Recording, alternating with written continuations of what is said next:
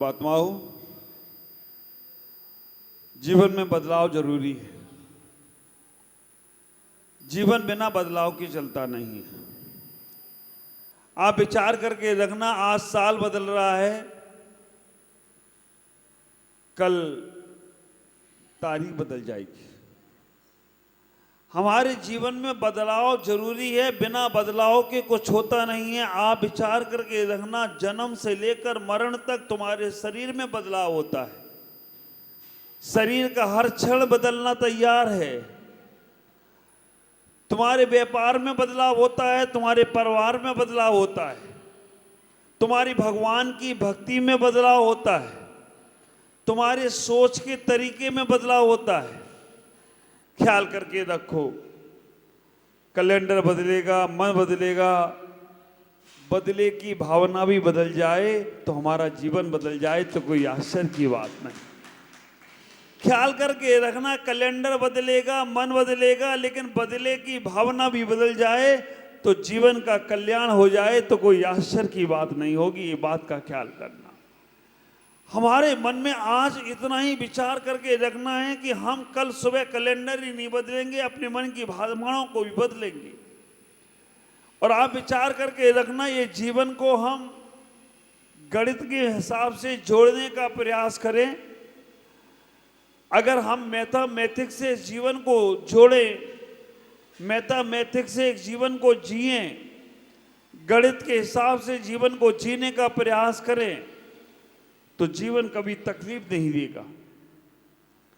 अगर हम इस जीवन को उस गणित के हिसाब से जीने का प्रयास करें तो ये जीवन हमें कभी तकलीफ नहीं देगा, कभी कष्ट नहीं देगा, कभी कोई संकट नहीं देगा। ख्याल करो, गणित में केवल 4 चीजें ज्यादा प्रभावकारी होती हैं: जोड़, घटाना, गुणा करना और भाग देना। यही हमारा जीवन है। ख्याल करना, यही हमारा जीवन है। जोड़ना, घटाना, गुणा करना और भाग दे देना। प्लस करना, माइनस करना, इंटू करना और डिवाइड करना।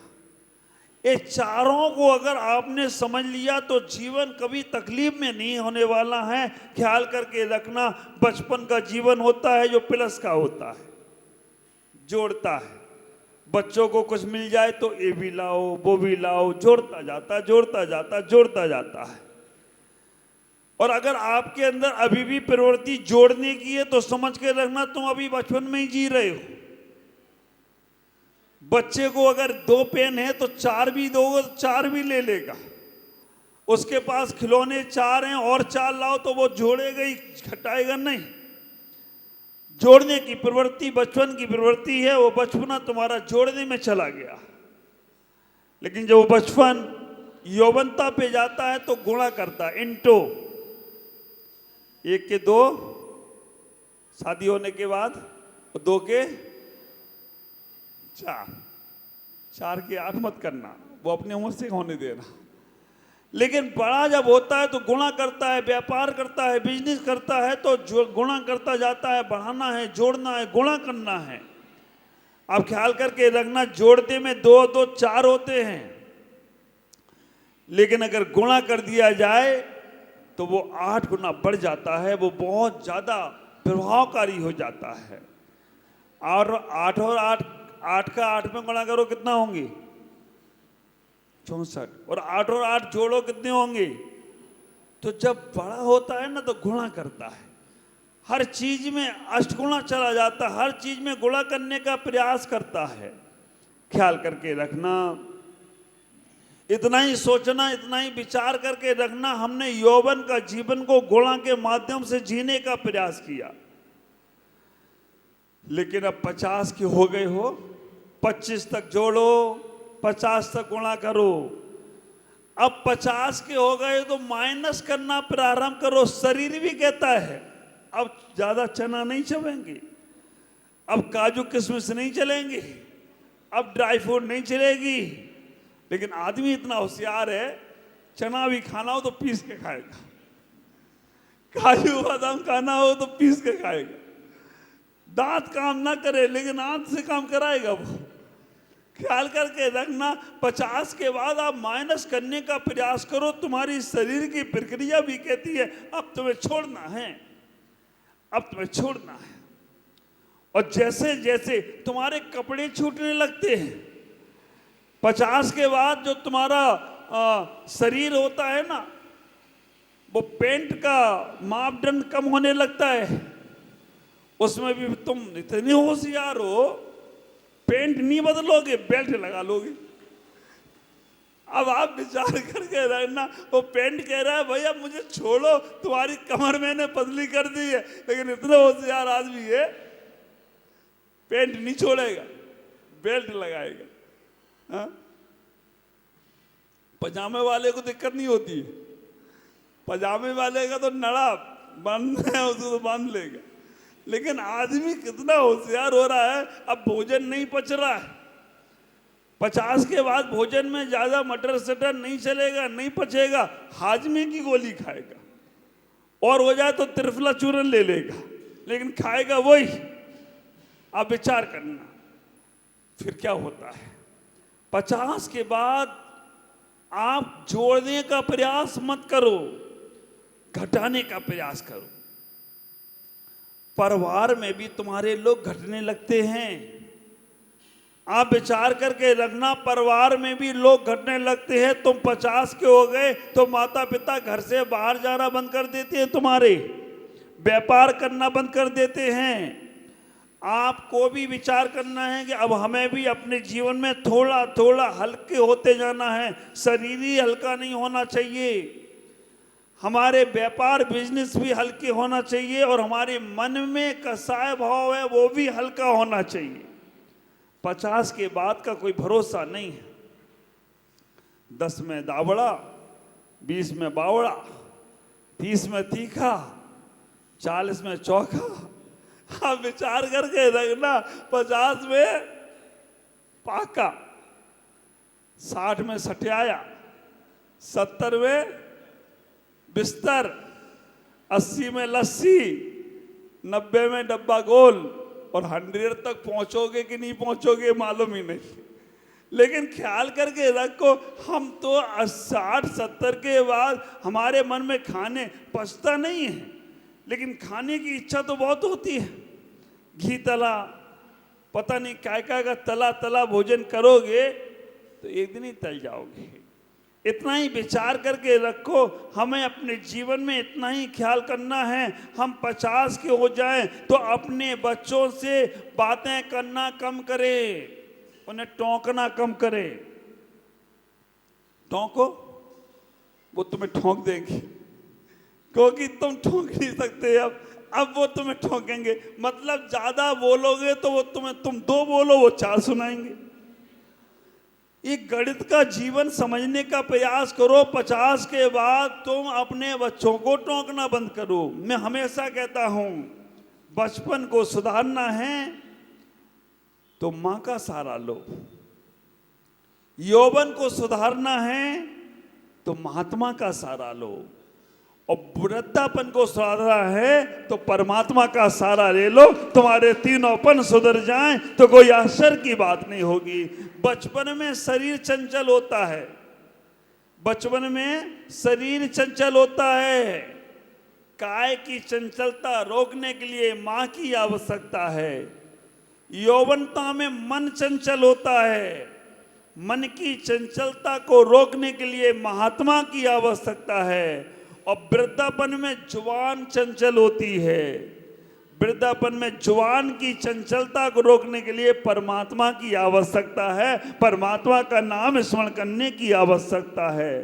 विचार करना, बचपन में मां, यौवन में महात्मा, वृद्धापन में परमात्मा को याद किया तो आत्मा के विसर्जन में तुम्हें कोई तकलीफ होने वाली नहीं है। तुम्हारा जीवन बहुत आनंद से व्यतीत होगा।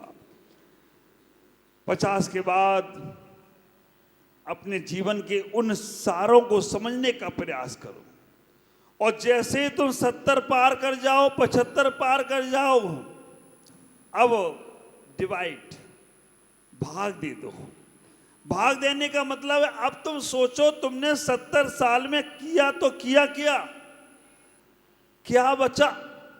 भाग देने वाले के पास में क्या बचा? वो ये सोचता है 70 साल की उम्र हो गई है। अब आप सोचो, बच्चे तुम्हें प्यार करते हैं कि नहीं करते हैं, या ये सोचते हैं कि कब जाए चाबी हमें मिले। और मैं आपसे कहना चाहता हूं, जीवन में सबका इंश्योरेंस कराना, अपना नहीं कराना। क्यों? तुम्हारा इंश्योरेंस हुआ तो तुम्हें तो मिलेगा नहीं कुछ, मिलने वाला पीछे वाले को, लेकिन वो भी सोचेगा बहुत तकलीफ में है, जाए तो कुछ मिलेगा। तो और करना है तो महावीर के एजेंसी में ये अपना बीमा कराना, भगवान महावीर के बीमा कंपनी में अपना बीमा करा लेना। और उनकी कंपनी में बीमा करा लिया तो ख्याल करके रखना, जो कुछ भी मिलेगा वो तुमको ही मिलेगा, पीछे वाले हाथ मलते रह जाएंगे और तुम्हारा जीवन सार्थक और सफल हो जाए तो कोई आश्चर्य की बात नहीं। भगवान महावीर की बीमा कंपनी में, बीमा में कुछ देना नहीं पड़ता है, लेना ही लेना है। व्रत ले लो, संयम ले लो, नियम ले लो, तो तुम्हारा वहां बीमा पक्का। और आप विचार करके रखना, तुमने व्रत नियम संयम जैसी लेना प्रारंभ किए, पापों को छोड़ना नहीं पड़ेगा। ख्याल करो, हीरे की पहचान आ जाए तो कंकड़ पत्थर छोड़ना नहीं पड़ते, वो अपने आप छूट जाते हैं। सही मार्ग पता चल जाए तो गलत मार्ग छोड़ना नहीं पड़ता है, वो अपने आप छूट जाता है। कभी गलत बस में चढ़ जाओ और मालूम पड़े बस तुम्हारी गलत दिशा में जा रही है, बस छूटने से पहले तुम्हारी बस छूट जाएगी।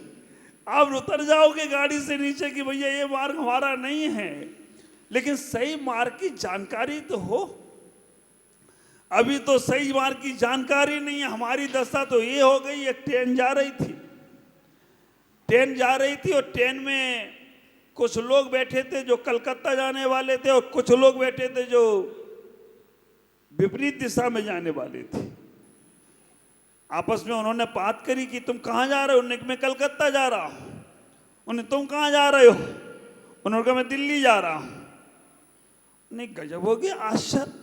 ऊपर की सीट दिल्ली जा रही है और नीचे की सीट कलकत्ता जा रही है।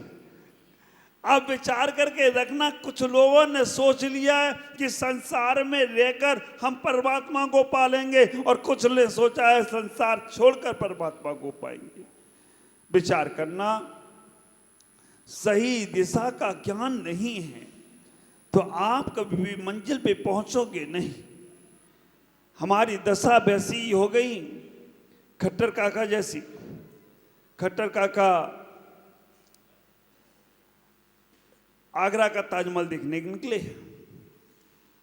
खट्टर काका आगरा का ताजमहल देखने के लिए निकले, और आगरा पहुंचने के पहले एक स्टेशन पड़ा टुंडला, वहां पर आवाज लगा रहे थे लोग बाग, आगरे का पेठा, आगरे का पेठा, आगरे का पेठा। खट्टर काका उतर गए, बाहर आए स्टेशन से, वहां से उन्होंने बोला कि यहां से भाई आगरा का ताजमहल कितनी दूर पड़ेगा। उसने सोचा यार अच्छा ग्राहक आया, पहली बार ही आया है। उसने कहा बैठो अभी पहुंचा देता हूं। बैठाला, 10-5 गलियों में घुमाया, और एक छोटी सी गली थी। उसने कहा यहां मेरा रिक्शा जा नहीं सकता, ये गली पार करोगे उसी के बाद आगरा का ताजमहल दिख जाएगा।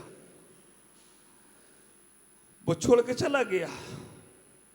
काका अभी तक उसी जगह पे वहां पर ताजमहल ढूंढ रहे हैं। अगले दिन चाचा पहुंच गए। चाचा ने भी देखा कि भाई कहाँ ताजमहल मिलेगा देखने को, और चाचा भी पहुंच गए। चाचा ने भी सुना कि वहां बोल रहा था आगरे का पेठा, आगरे का पेठा। अब आगरे का पेठा तो दीमापुर में भी मिल सकता है, जरूरी थोड़ी आगरा का पेठा आगरा में ही मिलेगा। जब राजस्थान के लोग हमारे नागालैंड में मिल सकते हैं तो आगरा का पेठा कहीं भी मिल जाए तो कोई आश्चर्य की बात नहीं है। हा? जाना जाए गाड़ी, वहां भी पहुंच जाए मारवाड़ी।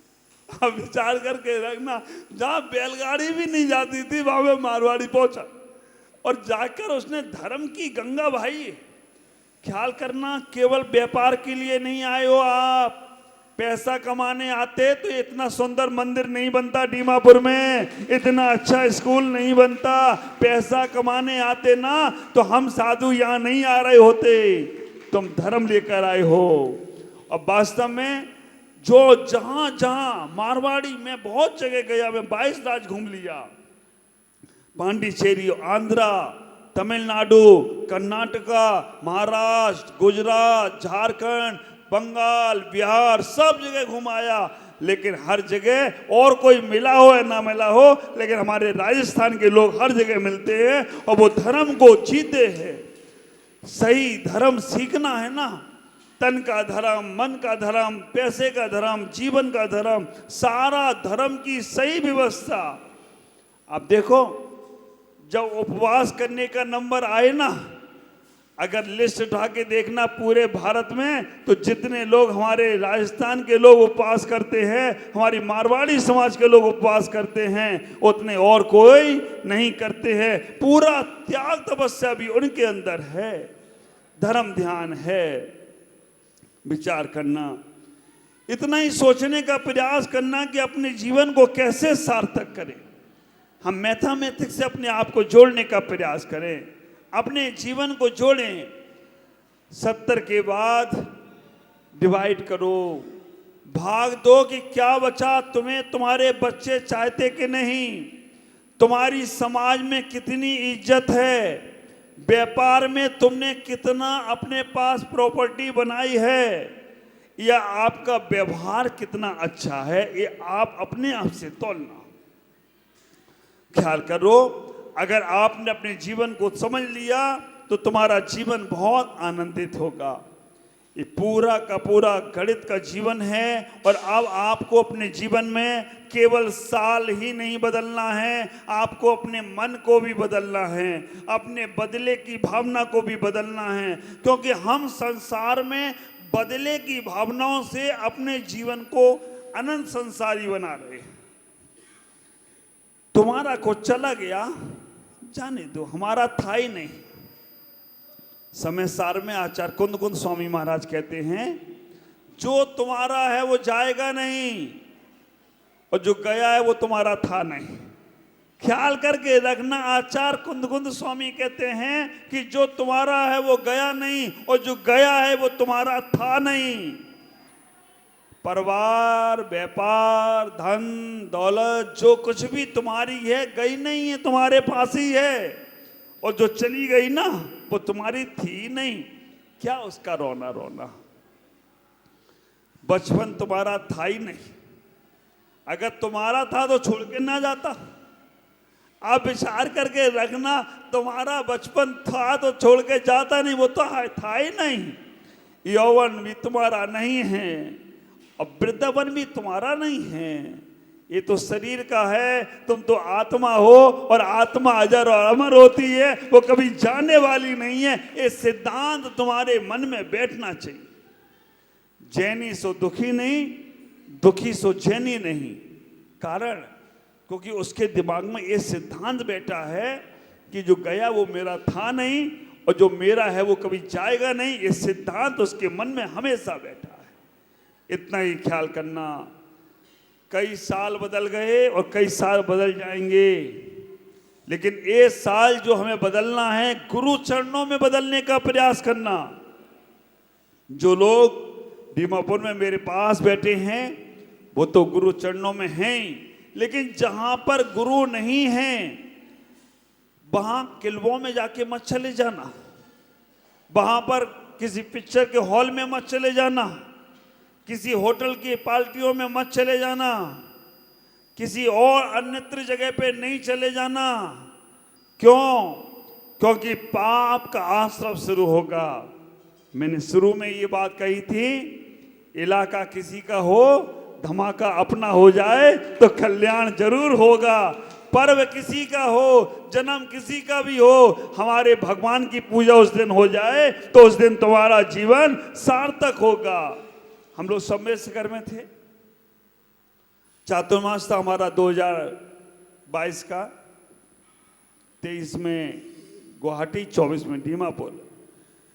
22 का चातुर्मासा सम्मेद शिखर में 125 साधु थे, 125 साधु। हम लोगों का साधुओं का ही एक समाज हो गया था। 125 बैठ जाएं, पब्लिक की जरूरत ही नहीं थी। हम सब लोग अपने में प्रवचन करते थे और अपने में सुनते थे।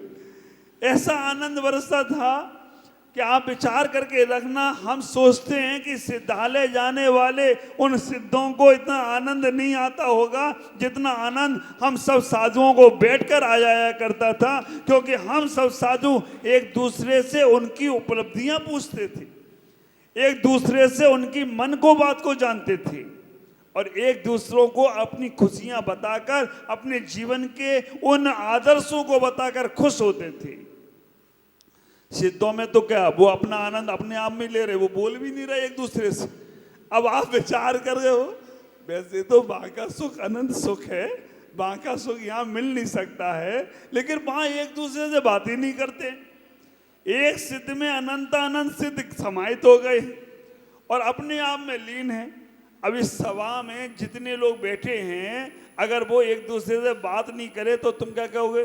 बड़ा अहंकारी है, बात ही नहीं करता है। आप विचार करके रखना, अपना बच्चा कोई काम नहीं करे तो क्या बोलते? निकम्मा है। और हमारे आचार्यों ने सिद्धों को बोला निकम्मा। द्रव्य संग्रह में आचार्य नेमिचंद सिद्धांत चक्रवर्ती कहते हैं, निकम्मा अठगुणा किम चूड़ा चरम देही दो सिद्धा लोग ठिद्दा निचा उपा दब्बे ही संयुक्ता। उनने कहा सिद्ध भगवान कैसे हैं? निकम्मा। और तुम्हें कोई निकम्मा कहे तो क्या कहोगे? आओ बेटा तेरे को बताता हूँ, सारा काम मुझसे कराया और मुझसे बोला निकम्मा है। ख्याल करके रखा, निकम्मा कहे तो बुरा मत मानना। निकम्मा का मतलब है कर्मों से रहित हो जाना। निकम्मा 8 गुणा, 8 गुणा मतलब 8 गुणों को प्राप्त कर लिया।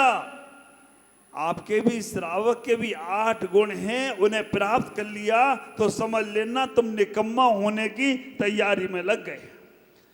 निकम्मा। कभी कोई तुम्हें शराब पीने को कहो, हम निकम्मा हैं, हम नहीं पी सकते। कभी नॉन वेज की बात आए तो कहना हम निकम्मा हैं। निकम्मा का मतलब 8 गुणों को स्वीकार कर लिया तुमने। अब 5 उदंबर फल, 3 मकार। अब फल भी तो ऐसे ऐसे जिनका नाम नहीं मालूम, चौके में आ जाता है और ऐसा दिखता है। अब वो एक पता नहीं ड्रगस कौन सा फल है, वो ड्रैगन, हाँ ड्रैगन फ्रूट, वो ड्रैगन जैसी दिखता है, बिल्कुल भयंकर सा। उसको खाने में आदमी कैसे खा जाता है? ड्रैगन ही जैसा है वो, लाल पीला कीला कैसे दिखता है। कभी चले नहीं है, विदेशों से फल आ गए। हम विदेशों की संस्कृति छोड़ रहे हैं, लेकिन विदेशों के फल, विदेशों के नाम, इनको बोला गया अनजान फल। हाँ हाँ, दिमाग बढ़ाओ। आप विचार करके रखना, जीवन में इतना ही सोचना कि हम कौन कौन सी चीजों का सेवन करने लगे। हमने भारतीय परिधान छोड़ दिए, हाँ पाश्चात्य परिधान। और आश्चर्य तो ये होता है, कभी हिल स्टेशन जाओ तो 60 साल की अम्मा भी पैंट शर्ट में दिखती है। आप विचार करके रखना, हिल स्टेशन में चले जाओ तो अम्मा भी जवान हो जाती है और काला चश्मा लगा के ऐसा दिखता है कि गुड़िया, बुढ़िया नहीं गुड़िया आ रही हो। पीछे से देख लिया जाए तो गुड़िया ही लगे, चेहरा देखे आदमी तो कहे यार कहाँ पड़ गए चक्कर में। अपन विदेशों में बाहर की संस्कृतियों को हमने ऐसा अपना लिया है, ख्याल करके रखना, हमारी भारतीय संस्कृति को छोड़ते जा रहे है ना। बदलना है महाराज, हम बदल रहे हैं अपने आप को। कपड़े बदल लिए, खाना पीना बदल लिया, रहन सहन बदल लिया, पता नहीं क्या क्या, लेकिन मन हमारा नहीं बदल पा रहा है। हमें इतना ही विचार करना है, इतना ही सोचने का प्रयास करना है। ये पूरा साल तुमने जो भी व्यतीत किया, कैलेंडर बदलोगे, पुराना कैलेंडर हटाकर ख्याल करना, पुराना कैलेंडर उतारने का दिन है आज।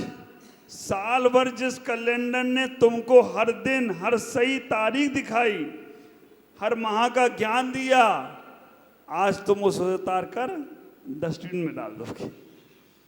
साल भर उसने तुम्हारा साथ दिया, हर दिन तुम्हें तारीख दिखाता था, हर दिन तुम्हें महीना बताता था, और आज के दिन वो कैलेंडर तुम्हारे किस काम का नहीं रहेगा। कल कितना सुंदर कैलेंडर है, लेकिन आज तारीख निकलने के बाद वो कैलेंडर बेकाम का हो गया। ख्याल करो, कभी कभी हमें उन लोगों को भी छोड़ना जरूरी होता है जो आपके बारे में बार बार एहसान दिलाते हैं या बार बार पुरानी बातों को याद दिलाते हैं। ऐसे लोगों को भी छोड़ना पड़ता है। कैलेंडर हमें तारीखें दिखाएगा, लेकिन ख्याल करके रखना वो तारीखें पुरानी ही दिखाएगा। कितना सुंदर भी हो, लेकिन छोड़ना पड़ता है। ख्याल करना, आज कैलेंडर को छोड़ने में हमें कोई अफसोस नहीं होगा। क्यों? क्योंकि हमने उसको तैयार किया था, इस्तेमाल किया था, आज वो हमारे बेकाम का हो गया। ऐसा ही होना चाहिए। जो भी हमने अशुभ कर्म अभी तक किए हैं उन्हें छोड़ने का प्रयास करना, उन्हें बदलने का प्रयास करना, और उनको बदलने में तुम्हें कभी अफसोस नहीं होना चाहिए। धर्मात्मा व्यक्ति को कैलेंडर के साथ कर्म को भी बदलने का प्रयास करना है। आज शाम प्रतिक्रमण में पूरे साल भर की गलतियों को याद करना, अच्छाइयों को याद करना। किसी अच्छे दार्शनिक ने कहा है ना, पेंसिल बनकर अच्छा ना लिख पाओ तो कोई बात नहीं, रबड़ बनकर बुराइयां मिटाना शुरू कर दो तो भी तुम्हारा कल्याण हो जाए तो कोई अक्षर की बात नहीं। ख्याल करके रखना, पूरे साल भर की अच्छाइयों को याद करना, और ना कर पाओ तो बुराइयों को याद करके छोड़ने का प्रयास करना। हमारा नया साल जनवरी में शुरू हुआ, गुवाहाटी में पंचकल्याणक करने का सौभाग्य मिला। जनवरी में पंचकल्याणक, फरवरी में सूर्य पहाड़ पर मूर्ति स्थापना, मार्च में बगेगांव में अष्टांगा का विधान, अप्रैल में नलवाड़ी में महावीर जयंती, रंगिया में उत्सव। महावीर जयंती के हमारे पात्र यहाँ बैठे हैं, हमारे महावीर भाई और चंदा बहन, भगवान की मूर्ति की स्थापना की। पहली बार ये मिले हमको नलवाड़ी में, और चंदा बहन तो ऐसी बस महाराज आपको ही देखते रहे, बस आपको ही देखते रहे और कुछ नहीं कही। चंदा और तारा दो में ही हमें समझ में नहीं आता, तारा का हो या चंदा का हो। तारा बहन है, नहीं तारा बहन है, लेकिन हमसे चंदा ही बहन शुरू से निकल रहा है। विचार करके रखना, इतना ही सोचना। अप्रैल में महावीर जयंती और एक पंचकल्याणक, और हमें अष्टांगा का सौभाग्य नलवाड़ी मिला। अप्रैल के बाद जैसे ही मई में हम खारू पेटिया पहुंचे तो अक्षय तृतीया, अक्षय तृतीया के साथ मानस्तंभ का महामस्तक अभिषेक मिला। और मई के बाद जैसे जून में पहुंचे आंगे तो बोका घाट, बोगा घाट में श्रुत पंचमी का पर्व करने को मिला। और जून के बाद जो हम आपके हुए डिमापुर के, तो अभी तक दिसंबर तक आपके ही हैं। जून में प्रवेश, जुलाई में गुरु पूर्णिमा स्थापना, वीर शासन जयंती और भक्तांबर का विधान, 48 दिवसीय विधान। ख्याल करना, कहीं तो एक विधानकर्ता ढूंढने में दिक्कत होती है, लेकिन दीमापुर का इतिहास एक एक दिन में 3-3 विधान, 4-4 विधान, 48 दिन में 125 लोगों ने विधान करी। ख्याल करो, सुबह विधान, शाम दीप अर्चना। जुलाई से निकले, अगस्त में आए। अगस्त में रक्षाबंधन का पर्व, क्या पर्व था वो! राखी इतनी बड़ी यही तो आई थी, इसी पंडाल में राखी और पारसनाथ निर्वाण महोत्सव। और 15 अगस्त, वो मेरा राजेश याद दिला रहा है बैठे बैठे पीछे से, महाराज 15 अगस्त का झंडा भी फहराया था।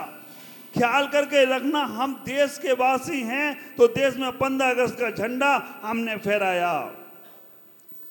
अगस्त से निकले, सितंबर में पर्यूषण पर्व, कितने उपवास करने वाले, 125 लोग इस दीमापुर में उपवास करने वाले थे।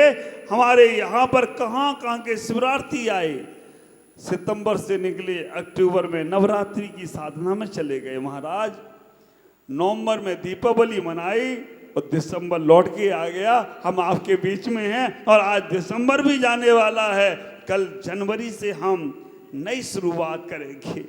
साल भर कहाँ चला गया पता ही नहीं चला। यहाँ के लोग बोलते महाराज 7 महीने कब चले गए, जून से लेके दिसंबर तक 7 महीने हमारे कहाँ चले गए पता ही नहीं चले।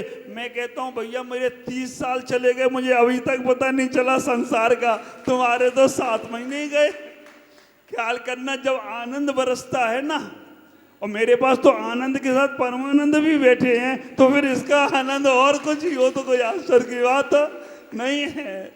इतना ही विचार करना, इतना ही सोचना। और सबसे बड़ी बात दीमापुर की, हमारा परिवार बिछड़ा बिछड़ा था, तन से मन से कोई दूर नहीं था।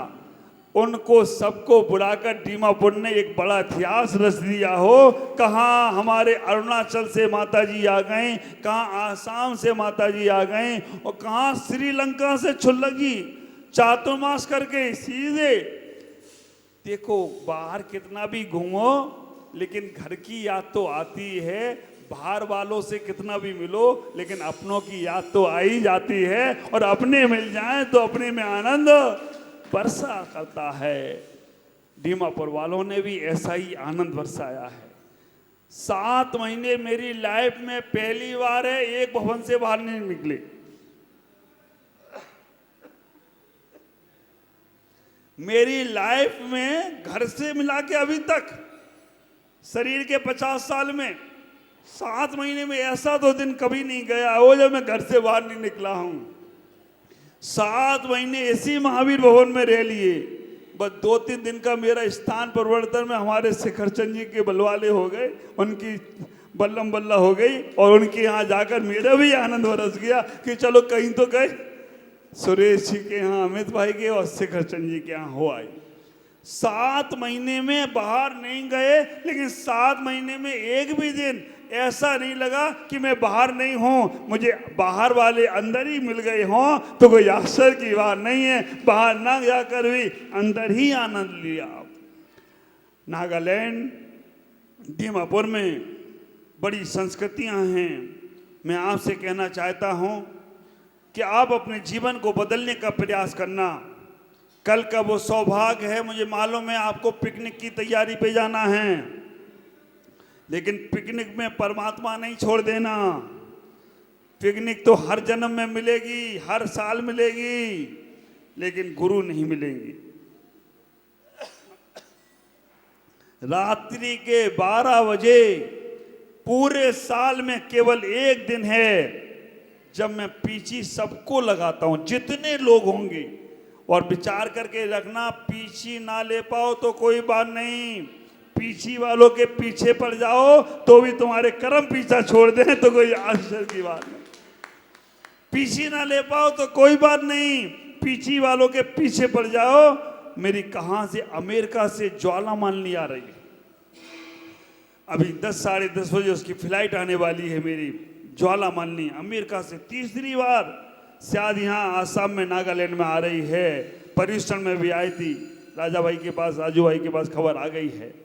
कहाँ कलकत्ता से हमारे अनंत भाई, कलकत्ता से हमारे संजय भाई आ रहे हैं। कहाँ कहाँ गुवाहाटी से कितने लोग आ गए हैं। कहाँ कहाँ से लोग केवल नए साल की पीछी लगवाने आ रहे हैं। उन्हें मालूम है कि नए साल पे महाराज रात के 12 बजे भी पीछे लगाकर हमारे कल्याण की उस किरण को छोड़ते हैं, जहां पर कैसा भी हो, कितनी भी सर्दी पड़ रही हो। विचार करके रखना, सर्दी में रजाई छूटती नहीं है, लेकिन जिसको पीछे लगाना है उनको रजाई पकड़ नहीं सकती है। रजाई तो रजाई में रह जाएगी। और वो गुरु के पास कैसे, आज नवीन भाई के हम संगीत की संध्याओं में और 12 बजे रात को जिनेंद्र के दर्शन के लिए कहाँ कहाँ से लोग अपने मंदिर कभी नहीं खोलते होंगे 8 बजे के बाद, लेकिन आज रात को 12 बजे हर मंदिर खुलेगा। कारण, रीजन, मैंने कहा ना कि हम कहीं और जगह पे जाकर सेलिब्रेट ना करें। इसीलिए हमारे पास जिनेंद्र भगवान का दरबार लगा है। आपको मनाना ही है नया साल तो जिनेंद्र के चरणों में मनाना, अन्य जगह नहीं जाना, अन्य जगह जाकर पापों का सृजन नहीं करना। इतना ही विचार करना, इतना ही सोचने का प्रयास करना, अपने जीवन को कितना अच्छा बना सकते हो उतना अच्छा बनाने का प्रयास करना। हमारा साल गया, चिंता मत करना। पूज्यपाद स्वामी इष्टोपदेश में कहते हैं, आयुर्वृद्धि क्षयोत्कर्ष हेतुम कालस्य निर्गमम वांछताम धननिमिष्टाम जीविता सुतराम धनम। आचार्य कहते हैं कि जो व्यक्ति आयुर्वृद्धि होती है उसका उसे दुख नहीं होता है, क्योंकि ब्याज वाला पैसा उसका बढ़ रहा है। धननिमिष्टाम, जिनको धन इष्ट होता है वो सोचता है मेरा पैसा किसी के पास गया है 10 लाख रुपया, वो 10 लाख 10 साल बाद दे तो हमारे पैसे बढ़ जाएंगे। उसको ये एहसास नहीं होता है कि तुम्हारी उम्र 10 साल कम हो रही है। ख्याल करना, हम नया साल मनाएं ये महत्वपूर्ण नहीं है। इस नए साल में, इस अभी तक के साल में हमने कितना जीवन को धर्म से जोड़ा है, कितना गुरुओं से जोड़ा है। आज शाम को कॉपी पेन लिख के बैठना, अपने जीवन में कितने व्रत किए तुमने। अष्टांगा का कभी उपवास रखा, 14 का कभी उपवास रखा, रविवार को कभी नमक छोड़ा, कभी तुमने पर्युषण के उपवास किए, कभी 64 रिद्धि के उपवास किए, कभी भक्तांबर के उपवास किए, कभी नमोकार मंत्र के उपवास किए, कभी आपने किए व्रत की नहीं किए लिखना, और नहीं किए तो 0/0 हो। केवल शरीर बढ़ रहा है, पुण्य नहीं बढ़ रहा है। शरीर को पुण्यशाली बनाने के लिए उपवास की जरूरत है, क्योंकि शरीर से हम उपवास करते हैं। जो लोग उपवास व्रत नियम संयम करते हैं उनका शरीर वज्र वसम नारद सेनन जैसा होता है। ख्याल करो, भोजन छोड़ने से कमजोरी आती है, कौन कह रहा है? हम जब पर्युषण के उपवास कराते हैं तो हमको मालूम है कि जो भोजन कर रहे हैं वो लष्ट-पष्ट पड़े हैं, और जो उपवास कर रहे हैं वो आनंद में डूबे रहे हैं। और अभी देखो ना, आप लोग दिन भर खाते हो, चढ़ते हैं तो नहीं बोलूंगा क्योंकि चढ़ने वाले तो जानवर हो जाते हैं। दिन भर खाते हो, दिन भर भोजन करते हो, फिर भी आपकी सूरत देखो तो सूरत, मियाँ जी रोते क्यों? उनकी सूरत ही हो। और यहाँ जो तपस्वी साधक बैठे हैं 24 घंटे में एक बार खाते हैं और दिन भर मस्त रहते हैं और चेहरे प्रसन्न रहते हैं। क्यों? क्योंकि वो बाह्य के भोजन से नहीं, आत्मबल के भोजन से जीते हैं। आज आप नोट करना कि आपने अपने जीवन काल में कोई व्रत नियम संयम किए कि नहीं किए, और नहीं किए हैं तो अभी कल से संकल्प करना, हम पहले नमोकार मंत्र के व्रत करेंगे, फिर भक्तांबर के करेंगे, फिर 64 रिद्धि के करेंगे, फिर हम जिन सहस्त्र नाम के उपवास करेंगे। फिर पुस्तक नहीं हो तो मेरे पास बहुत सुंदर पुस्तक है, हमारी परम आद्या श्री माता जी ने उसको संकलन कर दिया। पर्व, जैन प्रमुख पर्व, सारे उपवास हैं। और आप विचार करना, ज्ञान 25 के सबसे लास्ट में करना 4 शुद्धि की व्रत। अब आपसे होते नहीं, कोई बात नहीं। कब का हमारे आचार्यों ने कि तुम पूरा भोजन छोड़ दो। हमारे आचार्य इतने अच्छे थे, उन्होंने कहा जब सकई तम कीरे, कीजिए शक्ति प्रमाण, शक्ति बिना सिद्धाधरो। तो उन्होंने कहा कि तुम सब ना छोड़ पाओ तो इतना ख्याल करो कि उपवास वाले दिन हम एक आसन करेंगे। एक आसन भी ना कर पाओ तो ख्याल करना अनाज छोड़ के करेंगे। हमारे आचार्यों ने तो इतने अच्छे अच्छे तरीके बता दिए हैं कि आप केवल रविवार को नमक छोड़ के ही कर लो उपास, बस एक ही दिन तो नमक नहीं खाना है। सोमवार को हरी नहीं, मंगलवार को मीठा, बुधवार को घी नहीं, गुरुवार को दूध, शुक्रवार को दही नहीं, शनिवार को तेल। ये भी तुम नियम बना लो तो भी तुम्हारे कल्याण की भावनाएं खुल जाएंगी। ख्याल करना, शेष चर्चा कल करेंगे। सब आज ही कर लेंगे तो कल क्या करेंगे, इसलिए कल और विशेष चर्चा करेंगे। आज शाम को प्रतिक्रमण होगा। नए साल में नए संकल्प होना चाहिए, नए साल में नई जिंदगी होना चाहिए, नए साल में हमारे बही खाते नहीं आत्म खातों का पन्ना खुल जाना चाहिए। क्या क्या संकल्प करना है कल से बात करूंगा। आज इतना ही कि आपका जीवन मंगल में हो। पुराने साल की गलतियों को विसर्जित करना है। शाम प्रतिक्रमण में जरूर बैठेंगे, जिससे तुम्हारा जीवन बहुत आनंदित होगा। ओम नमः